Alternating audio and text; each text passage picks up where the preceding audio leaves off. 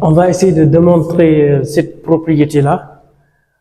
On a A appartient à l'ensemble des parties de E et B appartient à l'ensemble des parties de E. On nous demande de montrer que le complémentaire de A inter B dans E est égal au complémentaire de A dans E union le complémentaire de B dans E. Donc, qu'est-ce qu'on va faire? Donc, à chaque fois, donc ça c'est un ensemble et ça aussi c'est un ensemble. À chaque fois, vous avez l'égalité de deux ensembles à démontrer. Une méthode qui est très efficace est de montrer les deux inclusions. C'est-à-dire que cet ensemble est inclus dans cet ensemble et cet ensemble aussi inclus dans l'autre. Donc, à chaque fois que on vous demande de montrer que deux ensembles sont égaux, A est égal à B, vous montrez que A est inclus dans B et B est inclus dans A. Et le tour est joué. Donc, c'est ça qu'on va faire dans cet exercice-là. Et sans plus tarder, on va faire ça. Donc, démontrer ça équivaut à montrer que le complémentaire de E, le complémentaire de A inter B dans E est inclus dans le complémentaire de E de A dans E union le complémentaire de B dans E. Ça, c'est notre petit E à montrer. Le petit 2, c'est quoi? C'est de montrer que le complémentaire de A dans E union le complémentaire de B dans E est inclus dans le complémentaire de A inter B dans E. C'est notre petit 2. Donc, pour le petit 1, à chaque fois, vous avez à montrer qu'un ensemble est inclus dans l'autre.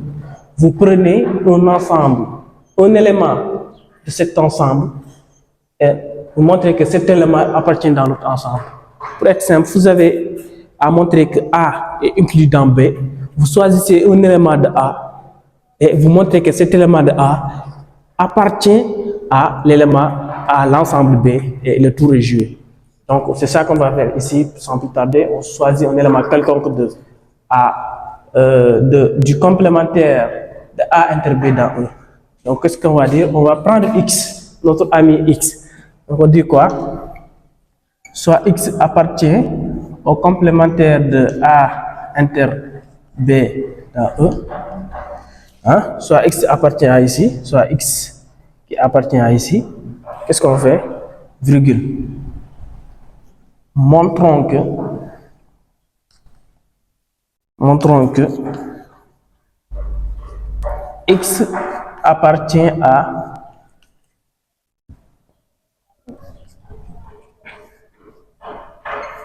au complémentaire de A dans E union au complémentaire de B dans E. Donc, qu'est-ce qu'on va faire? On va traduire cette relation-là, cette relation d'appartenance de X dans cet ensemble-là. Donc ça, pour avoir ça, donc ça, on peut traduire ça. Ce qui équivaut à dire ici que X appartient au complémentaire de A dans E, ou X appartient ici au complémentaire de B dans E. Donc ça, c'est ça qu'on doit montrer. Et ça aussi, c'est toujours équivaut à dire quoi? Donc, ça veut dire quoi ça? Ça veut dire que X appartient à E et X n'appartient pas à quoi? À A. Ou bien X appartient à E et X n'appartient pas à B. C'est ça qu'on doit montrer. Donc, qu'est-ce qu'on va utiliser ça? Donc, cette relation d'appartenance, on dit quoi? On a X appartient au complémentaire de A inter B à E. Ça là, ce qui équivaut à dire ici quoi? Que X appartient à E et X n'appartient pas d'A inter B. Si on dit que X n'appartient pas à l'intersection de A inter B, ça veut dire que X n'appartient pas à A ou X n'appartient pas à B. Ce qui équivaut à dire que X appartient à E et X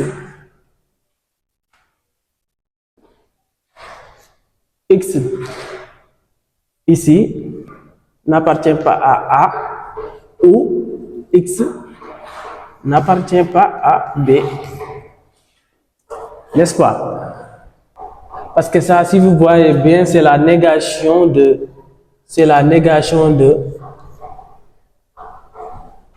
X appartient à A inter B, qui est égal à la négation de X appartient ici, X appartient à A et X appartient à B.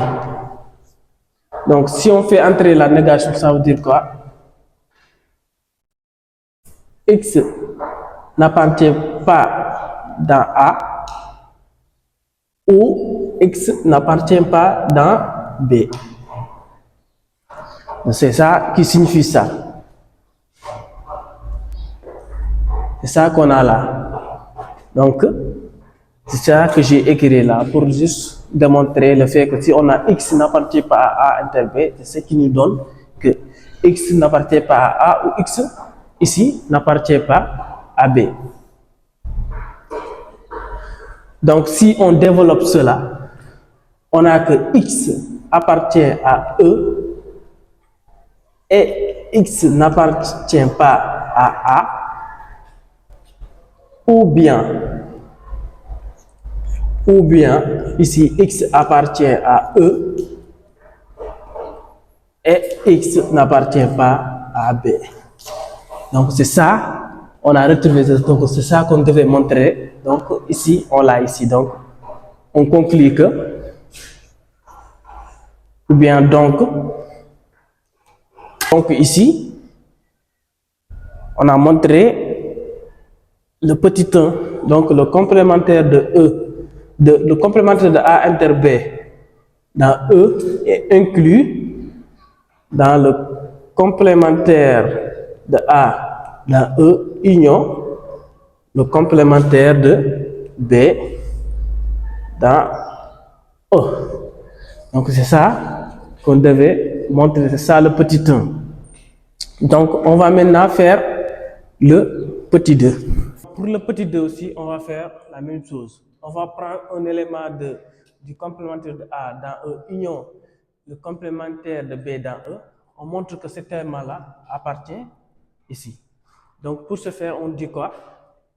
Pour le petit 2, soit, comme tout à l'heure, X appartient au complémentaire de A dans E union complémentaire de B dans E, virgule, montrons que, n'est-ce pas, que X appartient au complémentaire de A inter B dans E ici. Mais montrer que X appartient au complémentaire de A inter B dans E, ça veut dire quoi? Ça veut dire de montrer que X appartient à E et ici n'appartient pas à A, ici, à A inter B. Or, comme tout à l'heure, X n'appartient pas à A inter B, ça veut dire toujours montrer que ici, X appartient à E et ici, X n'appartient pas à A ou X ici n'appartient pas dans B. Vous voyez? Donc, ça, pour rappeler ces théories des ensembles, il faut vraiment connaître les propriétés de l'intersection, complémentaire, union, voilà, etc. Donc, c'est ça, c'est ceci qu'on doit montrer. Donc c'est ça notre hypothèse, c'est ça qu'on sait. Donc, on va utiliser ça. On a quoi? On a X appartient au complémentaire de A dans E, union le complémentaire de B dans E. N'est-ce pas? Or, à chaque fois que vous avez X appartient à A union B, ça veut dire quoi? Ça veut dire que X appartient à A ou X appartient à B.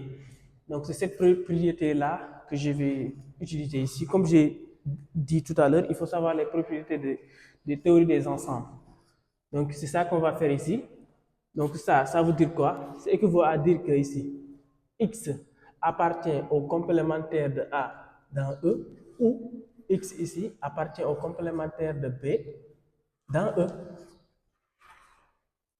Vous voyez? Donc, ici, à partir de là, on va aussi exploiter ce truc-là, comme on l'a fait tout à l'heure. Ça veut dire quoi ici? C'est toujours théorie des ensembles. Hein? Ça veut dire quoi ici? X appartient à E et X n'appartient pas dans A ici. Et on a ici ou.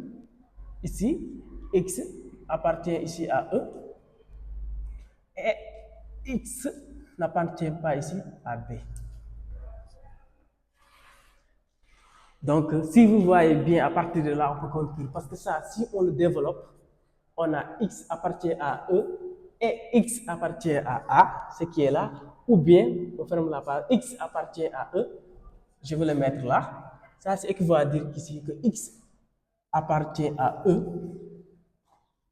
et X n'appartient pas à A.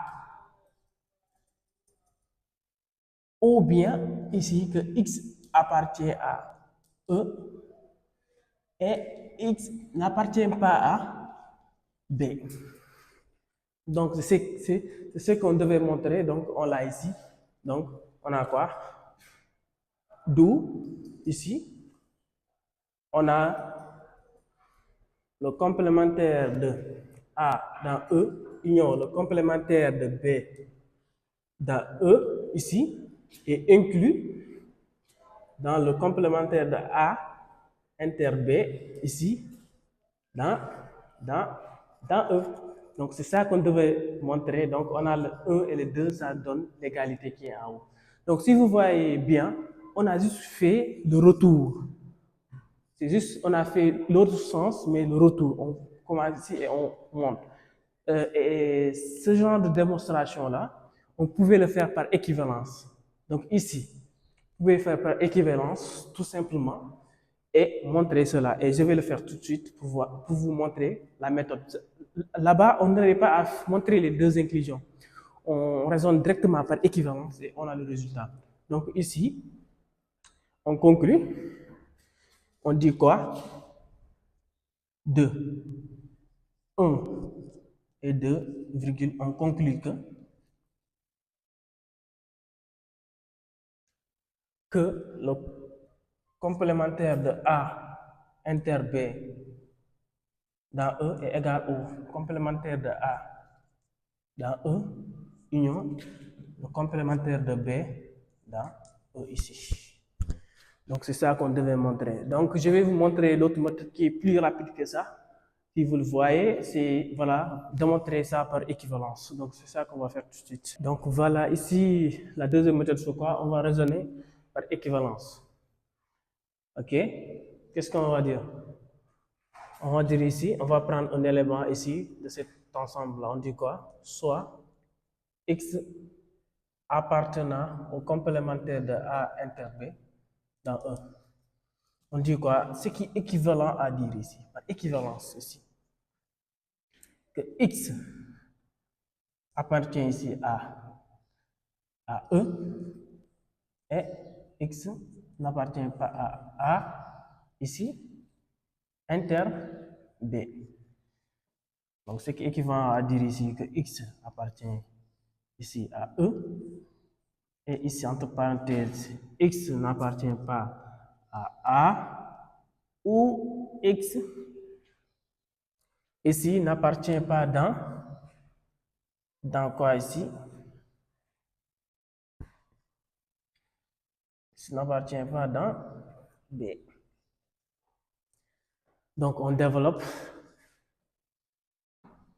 ce qui équivaut à dire quoi ici?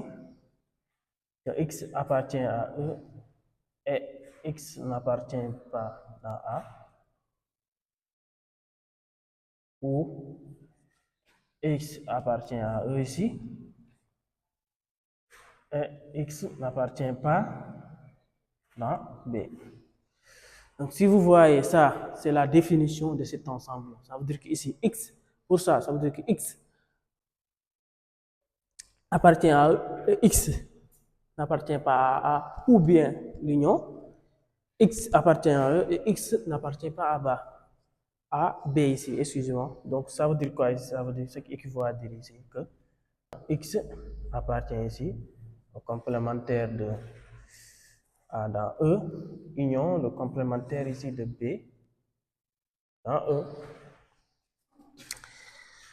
Donc voilà, c'est ça qu'on devait montrer, on l'a montré par équivalence, qu'est-ce qu'on dit?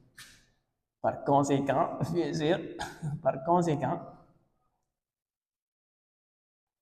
on a